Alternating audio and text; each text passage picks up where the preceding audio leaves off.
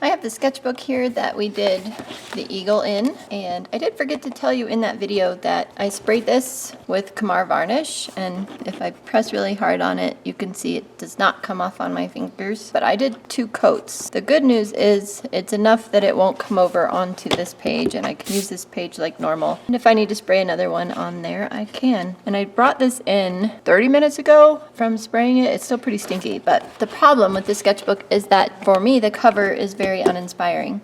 So I am going to make this cover my own. It'll be so cool. What I'd like to do for the cover is something similar to this. This here is a painting that I did for my mom back when she was still alive, and she had it hung over her bed.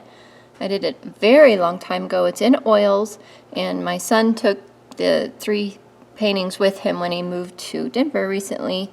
And so this is the picture he got of them for me, because I guess I don't have a good picture of it hung on the wall. So I'd like to do something similar. Like, Pal means a lot to us in our family, and I think I will do that. I think that would hold a lot of meanings. I'm going to start by using gesso on the cover, and I actually thought about sanding this cover. It's somewhat slick, but I didn't really feel like going to find sandpaper, because that sounds scary. Like, where am I going to find sandpaper? I know if my youngest son were home, he would get me some. He's the one who usually goes and grabs me sandpaper when I need it. But where he finds it, where he keeps it, no idea. I really wanted to do Posca pins on the top of this, but I think regular acrylic paint might be a lot easier, because I can get the blends and stuff that I need for things like the sunset and all those fancy clouds. And now we do the part about art that I hate, and that's waiting for it all to dry. So we will wait for it to dry. Time for the second coat. You can see through it a little bit there. And I put way too much gesso on it the first time, so I'm trying to be a little more conservative, but that's too conservative. One more coat on this sketchbook's cover, I think will do it. I can see a little bit of the color through it, which is not a big deal because I'm going to paint over it. I just want to make sure that it's good. And while I have the gesso out, I want to do the cover of the family sketchbook. I mentioned this in the video I'll link up here, that this is a sketchbook that anyone can draw in, and they just have to date and sign it. That's the rule. So anyone can pick this up.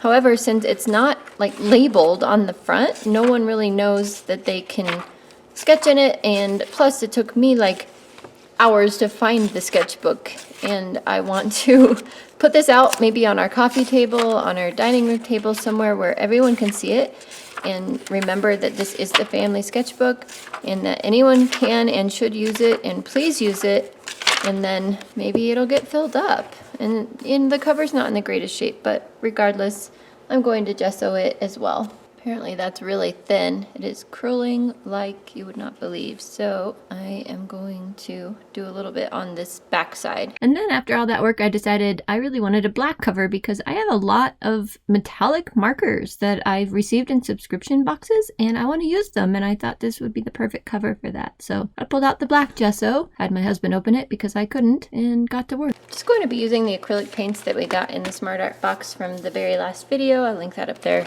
And probably just use those colors and maybe some blue and black. So almost all but the greens. Acrylic paint can be really permanent and binding, so I pulled out one of my old disposable palettes, and these are like wax paper sheets. I've probably had it for decades, so it doesn't get a lot of use. I like to use my Stay Wet palette usually when I'm using acrylics, but it was full and I didn't want to go through the whole rigmarole of getting the sponge wet and all that jazz. I was feeling lazy today, can you tell? Anyway, I have the reference photo up there on the computer and I'm kind of looking at it, but yet I'm doing my own thing because I'm not an acrylic painter.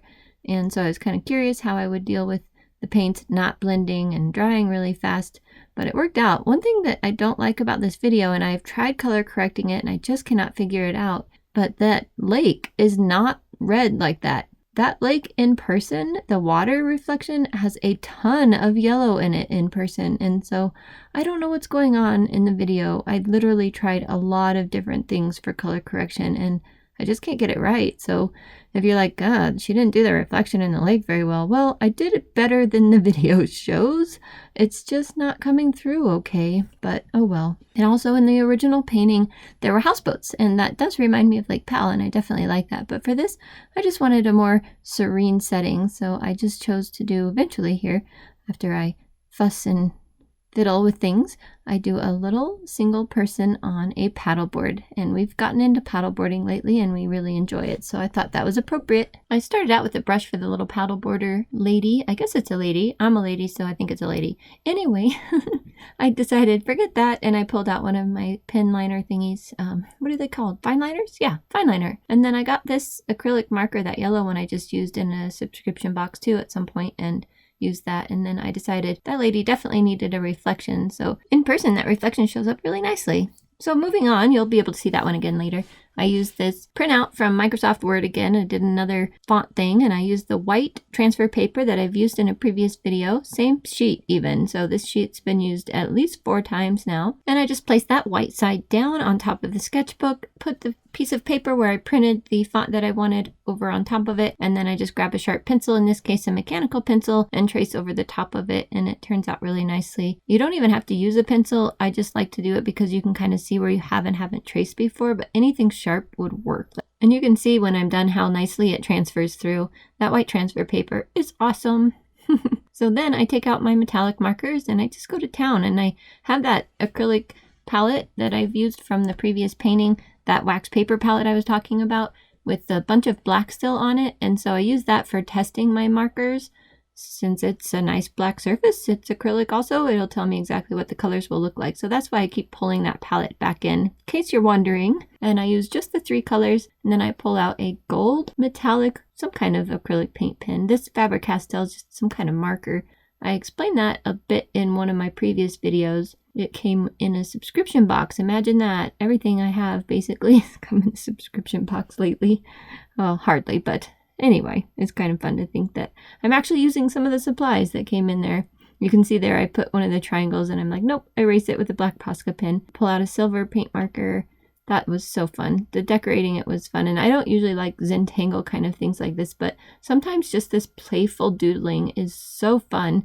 You know, it doesn't have to be a specific pattern or specific shape, just doodle. And I didn't feel like it was Zentangling, because Zentangling kind of scares me and gives me a headache, but this was fun. So then I didn't like the binder. I brought my black Posca pen and fixed that. And once these dry for 4 days or so, I will seal them with Kamar varnish. And this family sketchbook I went ahead and put on my coffee table with a pencil and a fine liner next to it, and it's sitting there right now and will be hopefully forever. So thank you so much for joining me today. This is how they turned out side by side. I hope you like them. Again, remember that lake reflection is way more yellow than you're seeing. I don't know. It bothers me. Can you tell? But if you like subscription boxes and art in general, and my favorites are watercolor and water-based media, then check out the other videos on my channel. If you like what you see, go ahead and subscribe if you're new. For those of you that are already here, thank you so much. I love you guys. Really appreciate your comments and your views. And I will see you in the video next week. Have a great weekend. I always get too much paint the first coat. Oh well.